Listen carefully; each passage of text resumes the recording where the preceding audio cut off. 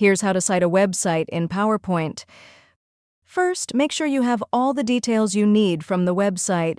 This includes the author's name, if available, title of the web page or article, name of the website, publication date, or the URL. In the PowerPoint slide, insert a text box where you want the citation to appear. Go to the Insert tab, select Text Box.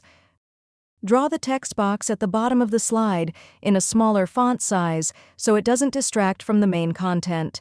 Cite the website from where you received the information. If the citation is long, adjust the font size or text box dimensions to ensure it fits neatly on the slide. Adhere to popular citation formats.